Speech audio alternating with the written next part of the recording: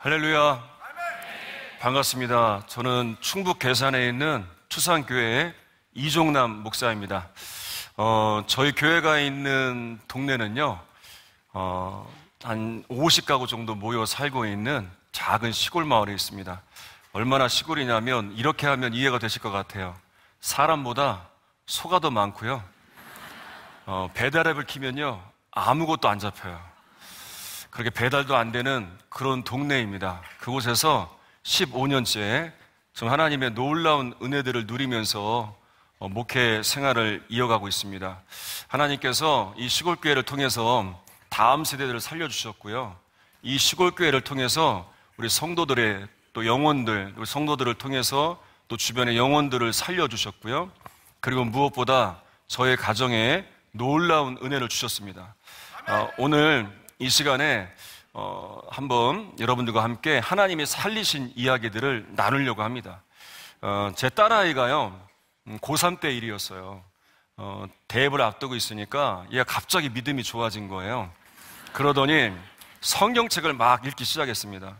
옆에 있는 친구가 이게 성경책인지 모르고 교회를 안 다니니까 이게 재미난 책인 줄 알고 제 딸아이한테 그랬대요. 이 책 좀 나도 좀 보자. 너만 보지 말고. 순간 우리 딸이 지혜를 발휘해서 이렇게 얘기했대요. 너 이거 한번 읽으면 처음부터 끝까지 봐야 된다. 중간에 포기하면 안 돼. 다 읽지는 못하고 사도행전 1장부터 28장까지 다 읽으라고 한 거예요. 근데 진짜 이 친구가 그 사도행전 1장부터 28장까지를 처음부터 끝까지 그 긴 시간을 다 읽더래요. 제가 사도행전을 많이 설교해 봤는데요, 이렇게 은혜스럽게 잘 정리한 말은 처음 들어봤어요. 뭐라고 얘기했냐면 이 친구가 성경을 딱 읽어보더니 이렇게 말했대요. 끝내준다. 그 다음 말이 더 걸작이에요. 다 살려낸다. 여러분, 성경을 한 번도 안 읽어본 이 불신자의 눈으로 본 하나님의 역사는요, 살려내는 역사더라고요. 저는요, 말씀을 전하는 자리 설 때마다 제가 대단한 강사도 아니고 유명한 강사도 아니고 제가 무엇을 내세우겠습니까? 이 한 가지만 붙들고 말씀을 전합니다. 하나님이 살아계신다. 그리고 이 부족한 총을 통해서 오늘도 여러분들을 살려내실 것이고 여러분들의 교회를 살리실 것이고 이 땅을 살려내시는 역사가 반드시 일어날 줄 믿습니다. 먼저 제 이야기를 시작으로 간증을 하려고 합니다. 저는 믿음의 가정에서 태어났습니다. 저희 부모님은 장로님이셨고 권사님이셔서 여러분 아실 거예요. 모태 신앙인 분들은 교회 안 나가면요 엄청난 핍박과 박해가 시작이 됩니다. 그래서 어쩔 수 없이 부모님의 손에 이끌려서 교회를 다니기 시작했어요. 그렇게 열심히 다니다가 중학교 2학년 때 예수님의 십자가의 사건이 믿어지기 시작하는 거예요. 이게 정말 가슴으로 다가오기 시작했습니다. 그 다음부터 정말 어른 예배도 빠지지 않고 정말 열심히 신앙생활을 했어요. 근데 문제는 20살 때 이제 신앙의 회의가 온 거예요. 왜냐하면 주변의 사람들을 보니까 또 어른들을 보니까 변하지 않고 달라지지 않고 갈등하고 문제 있는 교회의 모습을 보면서 청년 때 교회를 떠나게 되었어요. 그리고 마음대로 살았습니다. 제가 대학교를 한 군데 더 나왔거든요. 해병대를 나왔어요. 해병대를 가니까 3가지를 알려주더라고요.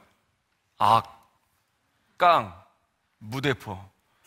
이 3가지를 배우고 제대를 하고 난 다음에 완전히 다른 사람이 돼서 제대를 했습니다. 그리고 정말 더 마음껏 살았어요. 무서울 곳이 없었어요. 그렇게 대학교 3학년 때 대학교에서 주점을 열었는데 그 주점을 운영하면서 화를 참지 못하고 사람을 그만 때렸어요. 그래서 집단 폭력 사건의 주범이 돼서 이제 엄청난 고생을 하게 되었습니다. 그때 이제 학교도 그만두게 되고 이제 그 엄청난 합의금을 구하기 위해서 이제 공장에 다니면서 밤새 일을 하게 되었어요. 그렇게 이제 친구들은 다 학교를 가는데 공장에서 밤새 일을 하면서 땀을 흘리고 기름 범벅이 되어서 이제 새벽에 쉬는 시간에 아스팔트에 누워 있는데 그냥 눈물이 나오더라고요. 그냥 눈물이 나오는 거예요. 내가 왜 이렇게 됐을까? 나도 좋았던 때가 있었는데, 그러면서 뭐가 생각이 나냐면 중학교 2학년 때 그때 경험했던 십자가의 사랑, 그 강렬했던 십자가의 은혜가 생각이 나는 거예요. 그리고 그때 정말 오랜만에 기도하기 시작했어요. 하나님, 이 고통에서 나를 건져주시옵소서. 그러면 하나님을 위해 살겠습니다. 그런데요, 그 기도 이후로 정말 놀라운 일들이 일어났어요. 그렇게 엄청난 합의금이 도움의 손길들을 통해서 마련이 되고 해결되지 않을 것 같았던 사건 처리가 정말 잘 이루어지게 되어서 그리고 학교도 다시 다니게 되었습니다. 그런데 그때 기도해야 되겠다라는 마음이 생긴 이유가 있어요. 부모님의 기도 때문이었어요. 제가 술을 먹고 새벽에 집에 들어가면 그때 시간이요, 부모님이 새벽 예배 마치고 오는 시간이 있었어요. 근데 양심이 있어서 새벽 5시 안에 들어갔습니다. 들어가 있으면 저 같았으면요 화가 났을 거예요. 그런데 저희 아버지가 제 머리에, 술 취한 제 머리 위에 손을 얹고 기도해 주셨어요. 근데 어떤 때는 가만히 들어보면요, 그때 하고 싶은 이야기를 다 하시더라고요. 그리고 어떤 때는 화가 나시면 누르는 힘도 세져요. 근데 여러분, 그때 제 마음에 아버지의 기도가 마음에 남는 거예요. 마음에 울림이 있어요. 그러면서 이런 생각을 가졌어요. 내가 언젠가는 돌아가야지. 여러분, 여러분들의 기도를 하나님이 들으십니다. 특별히 여러분들의 자녀를 향한, 여러분 자녀들이 하나님을 떠나 있는 자녀들이 있습니까? 여러분 신앙생활 하다가 하나님을 떠난 자녀들, 그리고 또 구원받지 못한 자녀들이 있습니까? 여러분 포기하지 말고 기도하세요. 근데 그냥 기도하지 마시고 여러분 집에 왔을 때 그냥 교회 다녀 권면만 하지 마시고 머리에 손을 얹고 기도해 주세요. 이왕이면 저희 아버지처럼 세게 그때 하고 싶은 말씀도 하시면서, 중요한 건 여러분들의 간절한 그 기도에 응답하셔서 하나님께서 여러분들의 기도를 통해 여러분들의 자녀들이 주님 품으로 돌아오는 역사, 구원의 역사들이 계속 일어날 줄 믿습니다. 그때쯤에 한 여대생을 만나게 되었어요. 알고 보니까 고향 후배인 거예요. 그래서 밥이나 한번 먹자고 만났습니다. 그럼 복학생들의 흔한 작업이잖아요. 오빠가 밥 한번 살게 해서 만나게 된 거예요. 근데 만났는데 혼자 2시간을 얘기하는 거예요. 근데 재미가 없어요. 왜냐하면 순전히 교회 얘기예요. 교회 다녀온 얘기, 교회에서 은혜 받은 얘기, 교회에서 사람들과 봉사한 얘기, 이 봉사한 얘기만 2시간을 하는 거예요. 제가 이 얘기를 듣다가 다시는 만나지 말아야지, 그렇게 결단을 하고 집에 왔는데 생각이 나는 거예요. 그래서 또 만나게 됐습니다. 2번째 만났는데 또 2시간을 얘기하는데 똑같아요. 교회 간 얘기, 예배 때 은혜 받은 얘기, 또 교회 사람들과 함께한 얘기, 그 얘기만 하는 거예요. 내가 다시는 절대 안 만난다. 근데 3번째 또 생각이 나는 거예요. 그래서 또 만났어요. 또 교회 얘기를 하는 거예요. 그런데 그때 제 마음 가운데 어떤 마음이 들었냐면 이런 마음이 들었어요. 아, 이 여자랑 결혼하고 싶다. 3번째 만남에 그런 마음이 들더라고요.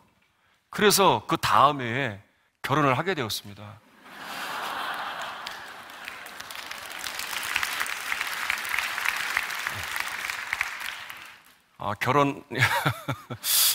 근데 결혼하기 전에 제 아내하고 교회에 오랜만에 나갔던 적이 있었어요.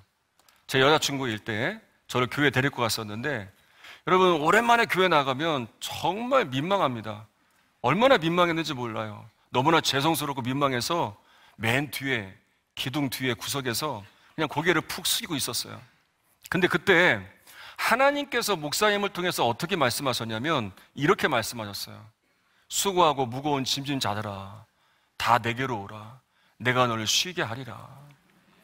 여러분 하나님은 정말 마음껏 살던, 하나님을 떠나 죄 짓고 살던, 정말 그 은혜도 알지 못하고 정말 그렇게 살던 저를 그냥 안아주셨어요. 품어주셨어요. 그 예배 때 얼마나 많은 눈물을 흘렸는지 모릅니다. 누가복음 15장에 보면 탕자의 비유가 나옵니다. 둘째 아들이 아버지에게 자신의 몫을 요구해서 집을 나가버리죠. 그리고 다 탕진해서 거지가 되어 돌아옵니다. 그렇게 돌아온 아들을 아버지는요, 달려가서 안아줍니다. 입을 맞춰요. 잔치를 열죠. 아버지가 왜 그렇게 하는지 아세요? 아버지는 아들만 생각했어요. 그래서 아들이 왔을 때 책망하지 않았어요. 네가 어떻게 그럴 수 있느냐? 내가 너에게 준 거 어떻게 했느냐? 아버지는 아들만 생각한 거예요. 주님은 저만 생각하셨더라고요. 여러분, 이것이 우리에게 임한 은혜예요. 우리는 놀라운 주님의 사랑과 은혜를 경험했습니다.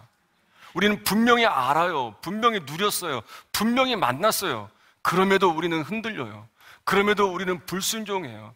그럼에도 우리는 마음대로 내가 옳은 대로 살아갑니다. 그런데 깨닫고 돌아서 주님 앞에 나오면 주님은 한 번도 네가 어떻게 그럴 수 있니? 네가 나한테 어떤 은혜를 받았는데 그럴 수 있느냐라고 하지 않으셨어요. 그냥 품에 안아주세요. 여러분, 오늘도 주님의 이 은혜로 인해서 우리 모두가 이 자리에 있는 거예요. 그리고 오늘도, 그리고 이번 다니엘 기도회를 통해서 계속해서 이 은혜가 임하고 있지만 계속해서 하나님께서는 여러분들을 안아주실 것이고 위로해 주실 것이고 다시 일으켜 주실 것입니다. 이번 다니엘 기도회를 통해서 여러분들에게 이 위로의 은혜가, 회복의 은혜가 날마다 더 임할 줄 믿습니다. 그리고 이제 신학교에 가게 되었습니다. 학교에 다니면서 너무나 많은 고민을 했어요. 이 힘든 일을 가야 되나 말아야 되나. 갖춰진 것이 없고 준비된 것이 없기 때문에 늘 고민했습니다. 그런데 저희 부모님도 기도를 많이 해주셨지만 저희 장인어른, 장모님도 정말 기도를 많이 해주셨어요. 그 기도 덕분에 신학교를 잘 마치게 되었습니다. 감사하게도 저희 고향교회에서 이제 부사역자로 받아주셔서 전도사 생활을 잘 마치게 되었습니다. 그리고 담임 목회지로 가야 되는데 자리가 없는 거예요. 그래서 아내하고 40일을 작정하고 금식 기도하기 시작했어요. 그리고 그 기도가 끝날 때쯤에 한 교회에서 연락이 왔는데 바로 지금 목회하고 있는 그 교회예요. 지금 교회 사진이 나오는데요. 15년 전에 부임했던 교회 첫 모습입니다. 전형적인 시골 교회죠. 교회 가 보니까 우리 성도님들이 그렇게 기도했대요. 오시는 목사님을 위해 기도하는데 담임 목사님은 젊었으면 좋겠다. 사모님은 피아노를 잘 쳤으면 좋겠다. 이렇게 한 가지만 놓고 기도한 게 얼마나 감사한지 몰라요. 제가 할 줄 아는 게 없었어요. 제가 젊기만 했고요. 저희 아내는 피아노만 잘 쳤거든요. 그렇게 해서 이제 저희 교회에 부임을 하게 되었습니다. 그런데 여러분, 제가 시골교회 부임해서 가장 많이 들었던 이야기가 있어요. 희망적인 얘기, 소망적인 얘기가 아니었어요. 이런 얘기들이었어요. 시골교회 3년 지나면 할 거 없다. 근데 이상하게도요, 그 이야기를 들을 때마다 제 안에 이상한 오기가 생겼어요. 하나님이 시골교회, 하나님이 3년만 역사하시고 안 하시나? 하나님이 도시에만 역사하실까? 하나님이 사람 많은 곳에만 역사하실까?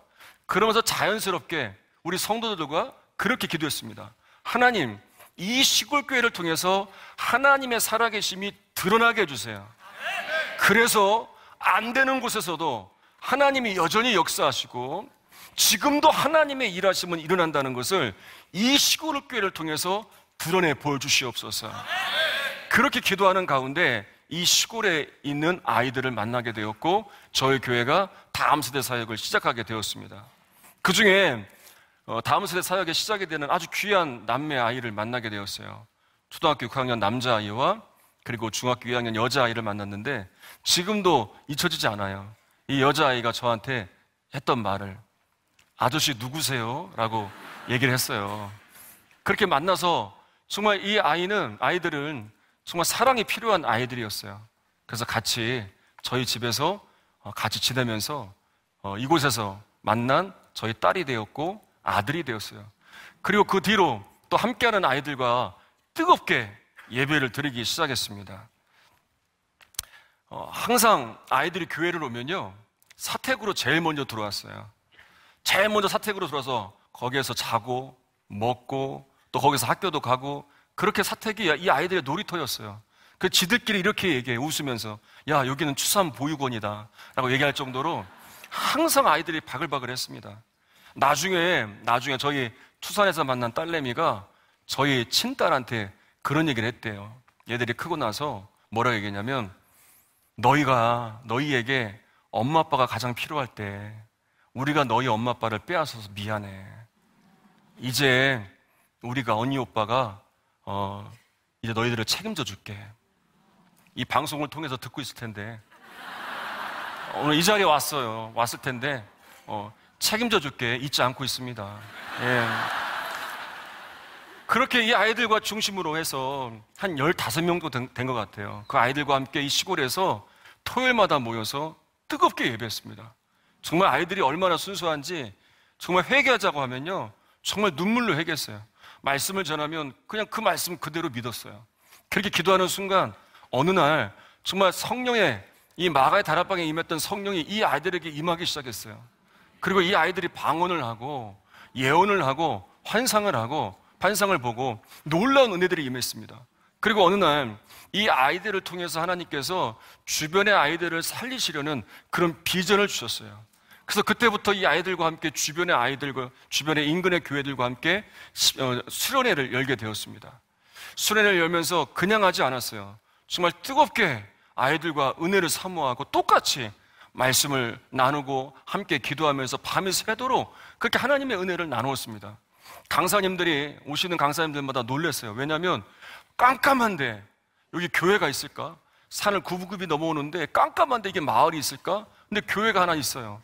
교회 들어왔는데 아이들이 꽉 차 있거든요. 근데 그 아이들이 정말 눈물로 기도하거든요. 열정적으로 기도하거든요. 그래서 강사님들이 놀라고 강사님들이 은혜를 받아서 오히려 강사비를 놓고 가는 경우도 있었어요. 그렇게 은혜가 이어지기 위해서 이 아이들이 기도 모임을 시작했습니다. 학교에서, 중학교에서, 고등학교에서, 각자 다니는 학교에서 그렇게 기도 모임을 시작을 했습니다. 그리고 교회에서처럼 뜨겁게 예배하고 찬양하고 기도하고 매일마다 은혜를 나누면서 학교에서 시끄러우니까 쫓겨나기도 했다는 거예요. 그래서 멈추지 않고 그렇게 은혜를 이어갔고요. 또 그 아이들과 함께 다음 세대 집회를 지금까지도 열고 있습니다. 지금 사진이 나오는 게 뭐냐면 국민일보에서 얼마 전에 저희 교회 다음 세대 사역을 취재한 이야기인데요. 그동안 정말 위기도 많았습니다. 떠나는 아이들도 많았고 또 타지로 나가는 아이들도 많았고 또 코로나를 지내면서 위기도 있었지만 이렇게 다시 아이들이 모이기 시작하면서 하나님의 은혜를 흘려보내는 일들, 그러니까 아이들이 많고 적고를 떠나서 하나님께 기도했던 것처럼 하나님 이 시골교회를 통해서 하나님의 영광이 드러나게 하소서 기도했던 것처럼 그렇게 하나님은 저렇게 사용해 주셨어요. 첫 번째 사진이 뭐냐면 작년에 저희 아이들과 함께 홍대 앞에 공연장에서 목요 예배가 열립니다. 가서 저희 아이들과 연주했던 집회를 인도했던 사진이고요. 두 번째 사진이 코로나 전에 다음 세대 집회 그 사진이에요. 그걸 취재해서 나왔던 사진입니다. 처음 만났던 아이들이 이제는 지금 30대가 되었어요.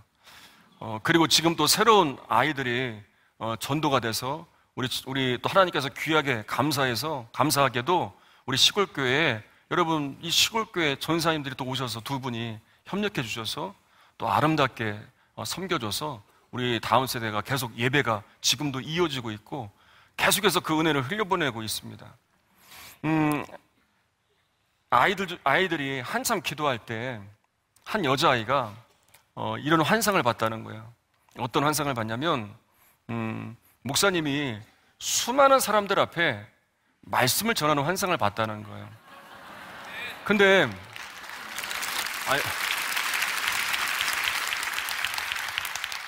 지난 작년에 이제 목회자 집회를 다녀오면서 이게 생각이 났어요. 10년 전 사진, 10년 전 이야기가. 그래서 이 아이한테 카톡을 보내서 야 오늘 목사님들 집회 갔다 왔는데 야 진짜 하나님이 너한테 응답하신 것처럼 이렇게 역사하셨어. 너무 감사하다. 카톡을 보냈는데 이렇게 얘기하더라고요. 하나님께서 보여주신 건 더 많았습니다. 근데 오늘이 그날입니다. 하나님께 영광 올려드리겠습니다. 제가 무슨 얘기를 드리려고 하냐면요. 그때 이 시골에서 아이들과 그냥 기도했을 뿐이에요. 하나님, 이 아이들을 통해서, 이 교회를 통해서 하나님의 영광을 드러내소서. 근데 하나님께서는 그때 우리에게 분명한 응답을 주셨고 그 응답을 하나하나 이루어 가시며 지경을 넓히시면서 그렇게 하나님이 약속하신 것을 반드시 이루어 주시더라고요.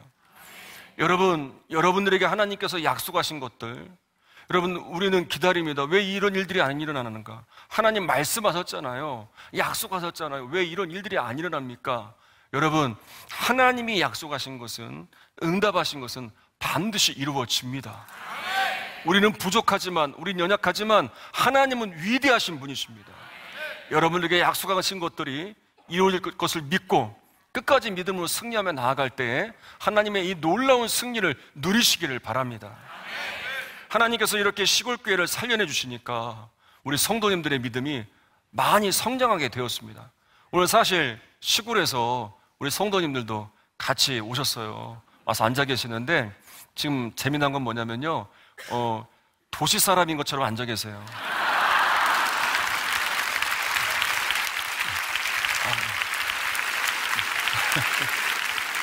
자리에서 잠깐 일어나 주세요. 예. 우리 성도님들 자리에서 잠깐 일어나 주세요. 예, 우리 청년들도 같이. 예.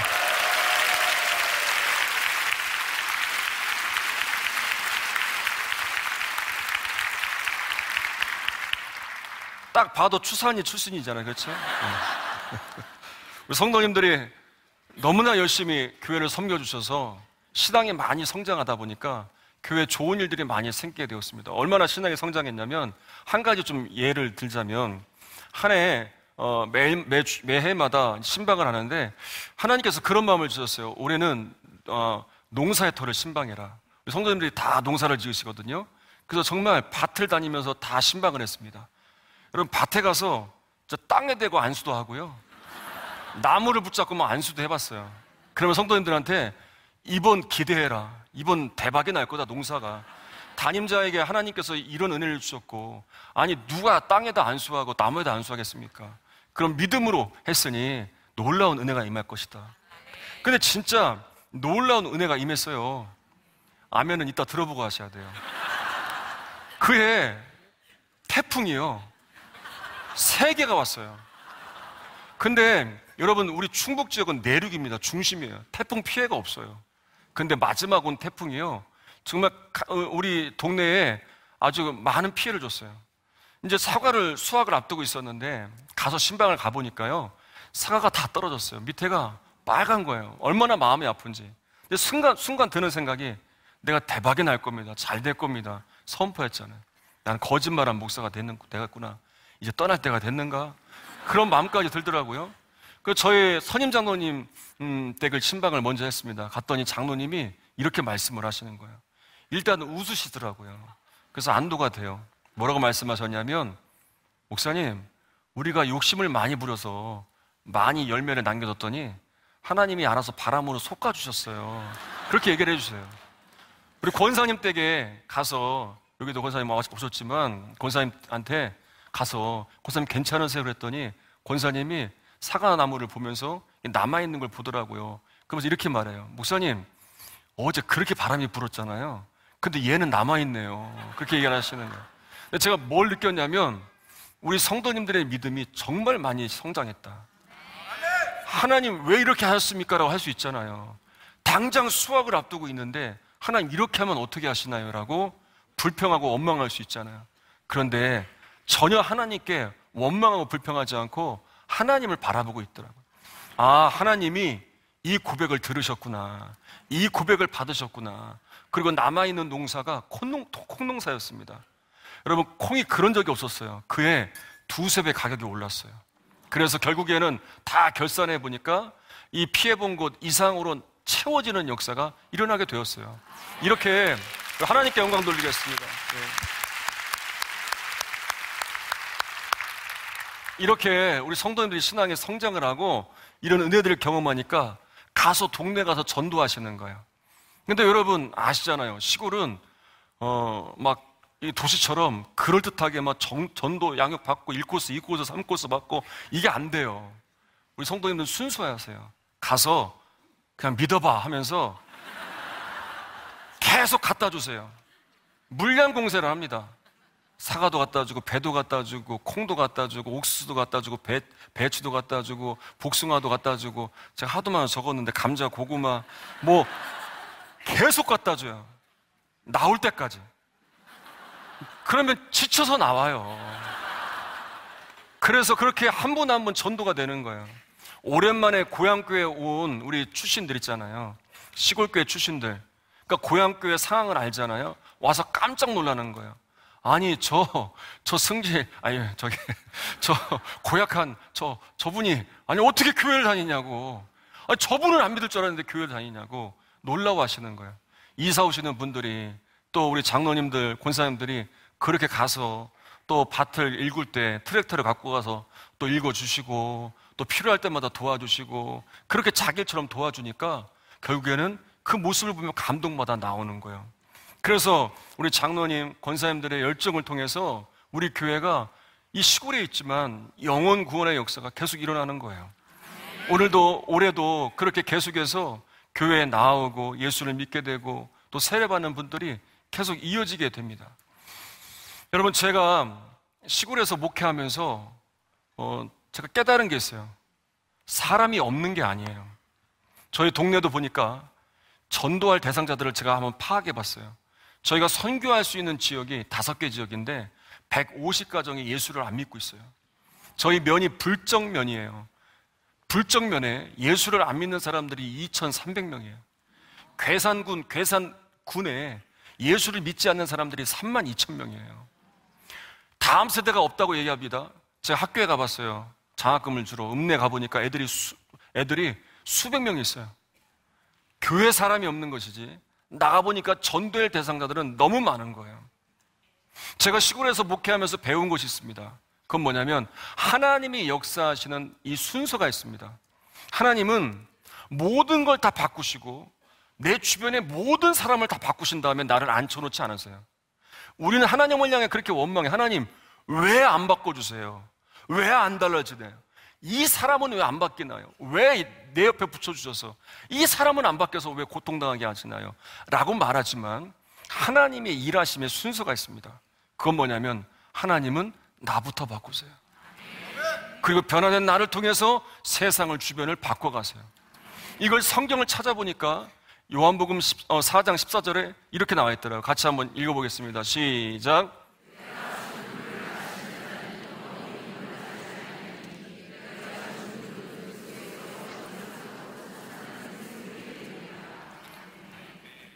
예수님을 통해서 영원히 목마르지 않는 은혜가 임하는 것, 이게 샘물의 은혜입니다. 그래서 예배를 드리다가 또 이런 특별 기도회를 통해서 내게 임하는 이 샘물의 은혜가 있습니다. 내가 변화돼요. 내가 주님을 만나며 새로워지게 됩니다. 주의 말씀에 도전을 받습니다. 그리고 사명을 따라 말씀을 따라 살아가는 나를 통해 어떤 일이 일어나냐면 요한복음 7장 38절의 역사가 일어납니다. 읽겠습니다. 시작.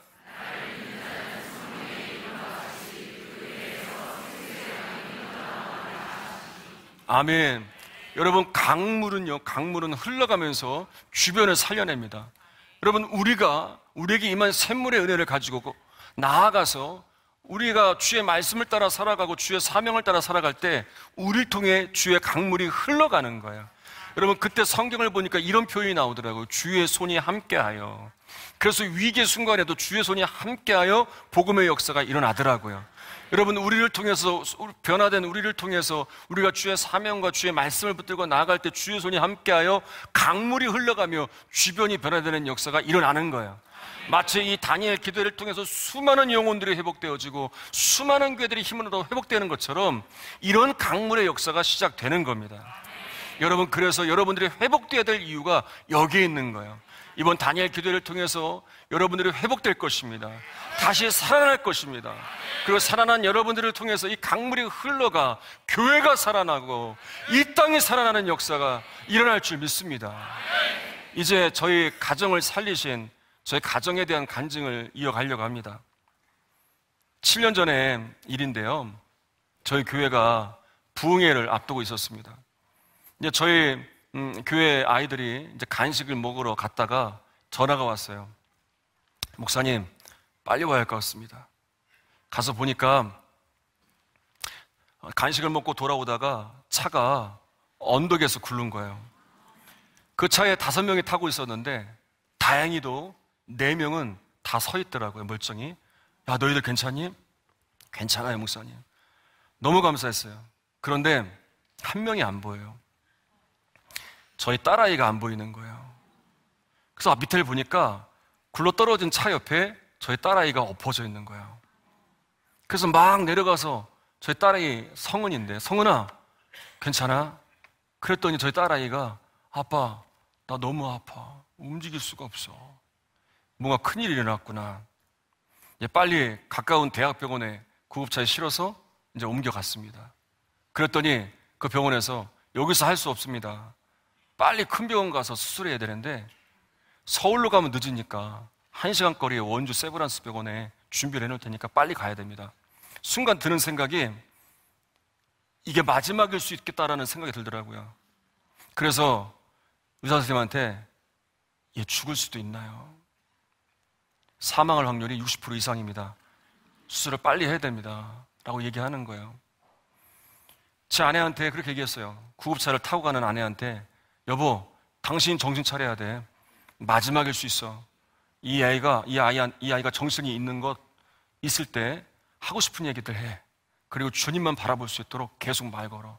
그리고 저는 뒤에 구급차를 따라가며 운전을 하고 가는 거예요. 사실 사람들 앞에 당당한 척했지만 제 마음은요 정말 무너져 내렸어요. 그때가 이 간증을 정말 많이 했거든요. 근데 또 그때가 생각이 나면 하나하나 다 기억이 나요. 그 차를 따라가면서 하나님께 절규했어요. 하나님, 이건 아니잖아요. 제가 시골에 와서 이 교회를 살려보려고, 영혼을 살려보려고, 아이들 살려보려고 애썼잖아요. 근데 왜 우리 아이입니까? 차라리 저를 데려가시지. 저를 다치게 하시지. 왜 우리 아이입니까?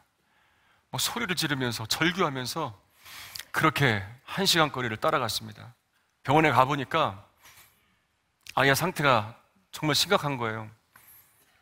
얘가 차에서 튕겨져 나오면서 차가 얘를 밟았던지 아니면 차가 얘를 쳤던지 해서 골반에 여러 군데가 골절이 돼서 이 골절된 뼈가 장기를 다 찔러버린 거예요. 그래서 이 장 파열이 일어나서 곳곳에서 파열해서 불순물이 나오고 있고 무엇보다 피가 너무 많이 흘린 거예요. 그때 상황을 다 얘기하지 못했어요. 의사 선생님과 나눈 얘기들을 저희 가족만 지금까지도 알아요. 너무 심각한 상황이었어요. 그때 딸 아이가 했던 얘기가 생각이 나더라고요.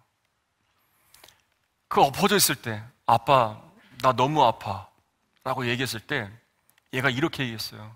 근데 다른 언니 오빠들은 괜찮아? 얘가 그 얘기를 했어요. 그때 이 아이가 수술실에 들어가서 수술할 때 이 생각에 이 말이 기억이 나면서 정말 많이 울었어요. 얘는 이렇게 지가 사고 나서 아픈데 쟤는 죽어가는데 그때도 아이들을 생각하고 있더라고요. 저만 목회한다고 생각했는데 제 아내하고만 목회한다고 생각했는데 저희만 교회를 생각하고 아이들을 생각하고 성도들을 생각한다고 했는데 이 아이도 우리 아이들도요 교회를 위해 참고 있었고요 늘 어른들을 생각하고 있었고 늘 아이들을 생각하고 있었더라고요. 다음 세대 집회 때 이 간증을 하면요 꼭 우는 아이들이 있어요. 그 우는 아이들을 보면 다 목사님 아들들이에요. 자녀들이에요. 같은 마음이거든요. 그렇게 이 아이가 수술실에 들어갔습니다. 그리고 밤새 수술을 하고 이제 새벽이 돼서 아침에 나왔어요. 나왔는데 도저히 볼 수가 없더라고요. 이게 수술을 받고 나서 중환자실에 있다가 일반 병실로 옮겨진 가장 좋았을 때의 모습이에요. 저렇게 이제 병원 생활이 시작이 되었습니다. 장로님들이 찾아왔어요. 수술이 마치고 난 다음에 부흥회를 하기로 했잖아요. 그날 목사님 부흥회에 오시는 강사님한테 연락해야 될 것 같습니다. 근데 순간 뭐가 떠올랐냐면 말씀이 떠올랐어요. 여러분 위기 때 어려울 때 말씀이 생각나는 것이 하나님이 하시는 일입니다. 그 말씀을 붙들라고 그 말씀으로 역사하시려고 그 말씀을 주시는 거예요. 제가 떠올랐던 말씀이 오늘 나누는 이 시편 57편의 말씀이었어요. 시편 57편 말씀은요, 다윗이 사울의 위협을 피해서 굴 속에 있을 때 썼던 시예요. 다윗이 이 죽음의 위협 가운데 힘겨워하고 어려워하다가 이 굴 속에서 기도하기 시작한 거예요. 다윗이 어떻게 기도했냐면 처음엔 이렇게 기도했어요. 하나님, 나 좀 도와주세요. 하나님, 이 고난 좀 지나가게 해주세요. 그런 기도였습니다. 그런데 그렇게 기도하면서 다윗의 마음이 바뀌기 시작했습니다. 내가 언제까지 힘들다고만 할까? 여기에 하나님이 함께 하시지. 여러분, 우리가 기도를 시작해야 되는 이유가 여기에 있습니다. 기도하기 전까지는 힘든 상황만 생각하면서 어려워하고 낙심하고 절망합니다. 그런데 기도하기 시작하면서 하나님이 함께 하심이 믿어지는 거예요. 그때부터 역사가 시작되는 겁니다. 다윗이 하나님이 함께 하심이 믿어지면서 기도의 내용이 바뀝니다. 그게 오늘 본문의 말씀이에요. 7절, 8절 읽어보겠습니다. 시작.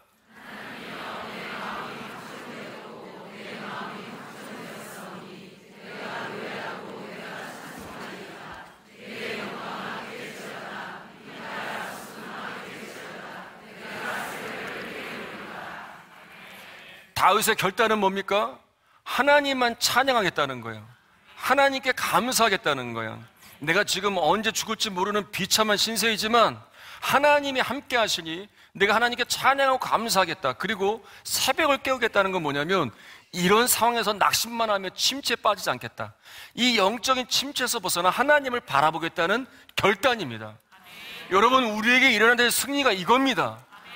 먼저 환경이 바뀌고 상황이 바뀌고 모든 것이 내가 원하는 대로 바뀌는 것 이전에 영적 침체에서 벗어나는 새벽을 깨우는 승리가 우리에게 먼저 일어나야 됩니다. 근데 여러분, 다윗의 기도가 놀라운 게 여기서 멈추지 않아요. 한 단계 더 나아가요. 그건 뭐냐면 하나님의 영광을 구합니다. 달라진 건 하나도 없어요. 여전히 사울의 죽음의 위협 가운데 있습니다. 여전히 굴 속에 있습니다. 근데 다윗이 새벽을 깨우니 영적인 침체에서 벗어나니 하나님의 영광을 구하는 데까지 나아가게 됩니다. 우리 11절 말씀 읽어보겠습니다. 시작.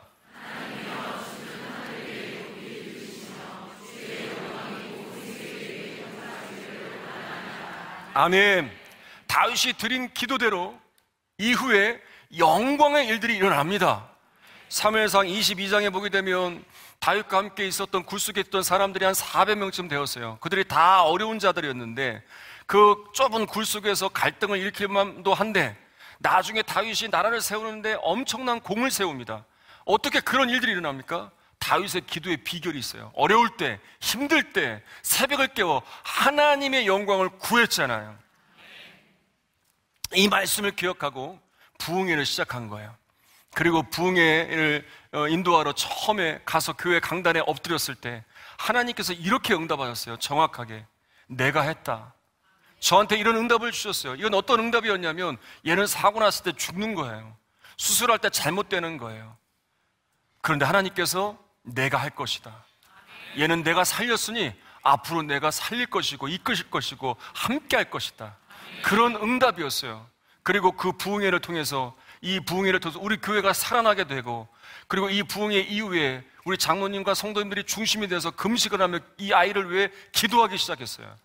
그리고 전국의 수많은 목사님, 사모님, 성도님들이 어떻게 이 아이의 소식을 알았는지 그렇게 기도해 주시는 거예요. 찾아와서 기도해 주시고 또 기도해 주신다고 많은 연락들을 받았어요. 그리고 이 아이한테 정말 놀라운 은혜의 일들이 일어나기 시작하는 거예요. 한 번은 이제 이 아이가 오랜 시간 투병 생활을 하니까 이 골반을 다치고 장을 다치고 장기를 다치다 보니까 아이가 그냥 누워만 있었어요. 아까 그 사진처럼 그 모습 그대로 수개월을 몇 달을 그렇게 움직이지도 못하고 대소변을 다 받아내면서 그렇게 있었어요. 그러니 얼마나 힘들었겠어요. 중학교 2학년 때. 한 번은 그 아이가 그러는 거예요. 왜 나만 이렇게 고생해야 되냐고. 잘 참던 아이가 울면서 나는 왜 이렇게 되느냐고 막 우는 거예요. 그래서 하나님께 기도했어요. 조용히 나와서 복도에서 기도하는데 하나님께서 지혜를 주셨어요. 다시 찾아가 달래면서 성은아, 오늘부터 네가 감사할 일들을 찾아봐. 너 할 수 있는 게 있잖아. 지금 손은 움직일 수 있잖아.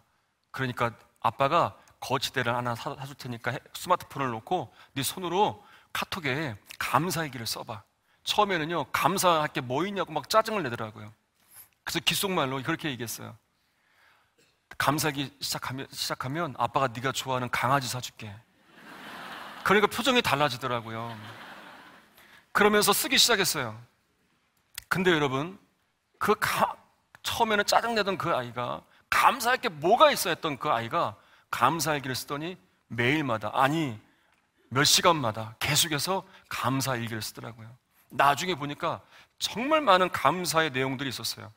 하나만 제가 캡처해봤는데요, 하나만 제가 읽어드릴게요. 이게 많이 좋아진 때예요. 수술하고 나서 주님 중환자실에서 고통스러워하던 때가 엊그제 같은데 벌써 모든 과정을 마치고 재활을 기다리고 있네요. 정말 힘들고 힘들었던 시간들, 가지 않을 것 같던 시간들이 벌써 지나 이렇게 수술도 다 잘된 모습으로 더 낫길 기다리고 있습니다. 처음엔 살 수 있을까 했었는데 이렇게 건강하게 기적적으로 지금까지 이끌어주신 주님의 은혜가 너무 놀랍고 감사합니다. 제 믿음이 너무나도 부족함에도 불구하고 하나님께서는 많은 중보자들을 통해 저를 사랑한다고 말씀해 주시고 계십니다. 너무 감사합니다. 그러니까 이런 감사의 내용들이 계속 이어지는 거예요. 그리고 이 감사가 이 아이를 더 회복시키는 거예요. 여러분, 고난의 순간 절망과 낙심은 우리를 더 좌절하게 만듭니다. 그런데 이 고난의 순간 하나님께 감사하기 시작하면 하나님이 하시는 일들이 일어나게 됩니다. 저희 아이가 교통사고 난 이후에 5번의 큰 수술을 하게 되었어요. 그러다 보니까 배에 여러 가지 흉터들이 많이 있습니다. 한 번은 이 아이가 그 흉터들을 보게 된 거예요. 오랫동안 보지 못하다가 배에 난 많은 흉터들을 보고 나서 그렇게 얘기하더라고요. 저희 아내한테 울면서, 엄마, 나 이렇게 배 흉터가 많은데 나중에 결혼하면 내 남편이 싫어하면 어떡해. 그러니까 이 아이는 정말 진지한 거예요. 제 아내가 참 지혜로워요. 여자분들은 참 지혜로워요. 뭐라고 얘기하면 이렇게 얘기했어요. 성은아, 예수님도 십자가에 죽으시고 부활하셔서 제자들에게 나타나셨을 때 손에 못자국, 옆구리에 창자국 그대로 나타나셨잖아. 그러면서 예수님이심을 보이셨잖아. 너에게는 흉터는 너를 힘들게 한 일이 아니라 너를 살리신 하나님의 흔적이야. 너는 그걸 보면서 하나님이 하신 일들을 기억하고 하나님을 전하는 사람이 되어야 돼. 이 아이가 이 투병 생활을 통해서 하나님의 비전을 가지게 되었어요. 그리고 지금은 대학교 4학년인데 이 비전을 가지고 열심히 자기가 힘들었을 때 그를 경험했기 때문에 나중에 청소년들, 다음 세대를 돕기 위하여 지금 열심히 공부하고 내년에는 이제 대학원 준비를 하고 있어요. 여러분, 지금까지 우리는 고난 중에 힘든 일들만 있지 않았어요. 고난 중에 우리를 도우신 하나님의 은혜의 역사들이 분명히 있었습니다. 우리는 그 고난 중에 우리를 힘들게 한 일들만 기억하며 또다시 그걸 끄집어내서 힘들어하고 아파하는 것이 아니라 그때 우리를 승리케 하신 일들을 기억하며 지금의 이 고난도 이기게 하실 거야. 앞으로도 하나님이 이끄실 거야. 이 믿음을 가져야 돼요. 다니엘 기도회 강사로 초청을 받고 계속 기도했어요. 하나님께서 이 시골교회 목사를 이 귀한 자리에 세우시는 이유가 뭘까? 기도하며 말씀을 준비했습니다. 그리고 1일부터 지금까지 참여하면서 그 하나님의 뜻하심을 깨닫게 되었어요. 첫날부터 시골교회 목사님들, 사모님들, 저는 잘 알잖아요. 주변의 상황을 알잖아요. 오늘도 오는데 우리 계산지역 목사님들이 계속 연락이 오는 거예요. 응원하겠다고, 힘이 된다고. 그 상황들을 제가 다 알잖아요. 또 삼각교회에서 예배하고 있는 목사님들, 사모님들, 성도님들, 그마저도 없어서 목사님과 사모님만 예배하고 있는 교회들, 그리고 엄청난 고난과 위기 가운데 하나님 앞에 예배하고 있는 성도님들, 1일부터 참여하는데 막 눈물이 나는 거예요. 이분들이 생각이 나는 거예요. 그러면서 하나님께서 이 부족한 시골교회 목사를 세우신 이유가 저를 통해 역사하신 하나님, 우리 교회를 통해, 우리 가정을 통해 역사하신 하나님의 살아계심의 간증을 통해 우리 목사님들에게, 우리 시골교회 목사님들에게, 삼각교회 목사님들에게, 사모님들에게, 고난 가운데 있는 우리 성도님들에게 하나님의 위로를 주시기 위함이시구나, 그분들을 살려내시기 위하여 이 자리를 통해 그렇게 은혜를 주시는구나. 여러분, 하나님께서 여러분들을 위로하시고 계십니다. 그리고 여러분들을 살려내고 계십니다. 그리고 하나님의 위로로 살아난 여러분들을 통해서 하나님은 반드시 살려내실 것입니다.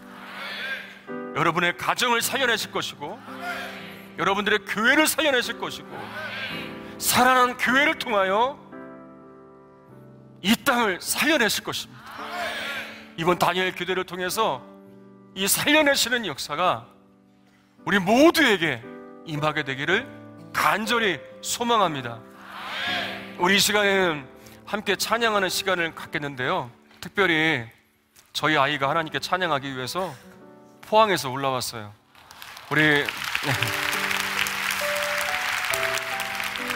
저희 아이가 찬양을 하고 우리 함께 또 찬양하는 시간을 갖도록 하겠습니다.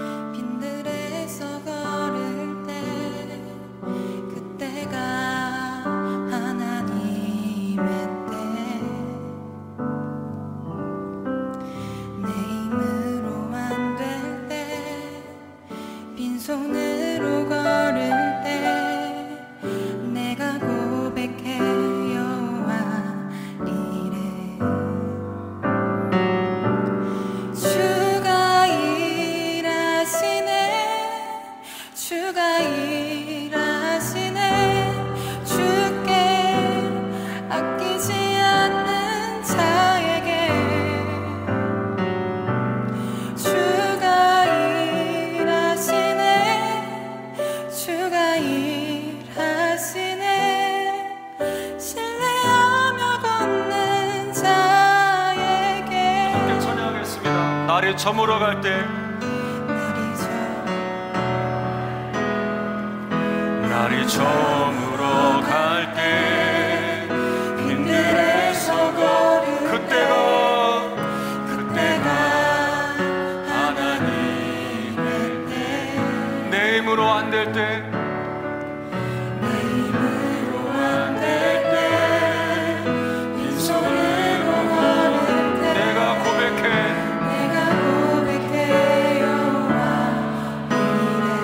주가 일하십니다. 주가 일하시네. 주가 일하시네. 주께 아끼지 않는 자에게 주님이 일하십니다. 주가 일하시네. 주가 일하시네. 신뢰하며 주님의 일하심을 기대하며 손 들고 찬양합니다. 주님이 일하십니다. 아멘. 일하시네. 주께 아끼지 않는 자에게 주님이 일하십니다. 주가 일하시네. 주가 일하시네. 신뢰하며 돕는 자에게 우리 잠깐 함께 통성으로 기도할 텐데요, 두 가지만 놓고 기도하겠습니다. 첫 번째는 하나님, 나를 회복시켜 주시옵소서. 다시 성령으로 충만하게 하소서. 두 번째는 살아난 나를 통하여 주변을 살려주시옵소서. 한국교회를 살려주시고 이 땅을 살려주시옵소서. 우리 주여 한번 부르짖고 함께 통성으로 기도합니다. 주여, 아버지 하나님,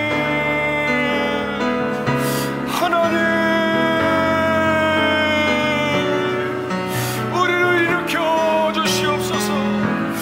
하나님, 다시 회복되게 하여 주시옵소서. 다시 살아나는 역사가 일어나기를 원합니다. 새벽을 깨워 하나님의 영광을 구했던 다윗처럼 우리도 새벽을 깨워 이 영적 침체에서 벗어나 이번 다니엘 기도를 통하여 하나님의 영광을 구하는 하나님의 사람들로 일어서게 해주시옵소서. 다시 회복된 우리들을 통하여, 다시 살아난 우리를 통하여 우리 가정이 살아나게 하시고 우리 교회가 살아나게 하시며 이 땅에 회복되는 역사가 일어나게 하여 주시옵소서. 하나님의 말씀은 살아있습니다. 하나님은 살아계십니다. 하나님은 지금도 역사하십니다. 이 말씀만 부여잡고, 이 사명만 부여잡고 이 세상 가운데 나아갈 때 주의 손이 함께하여 살아나는 역사, 살려내는 역사들이 곳곳에 일어나게 하여 주시옵소서. 하나님이 하십니다. 하나님이 이루십니다. 함께 해주시옵소서.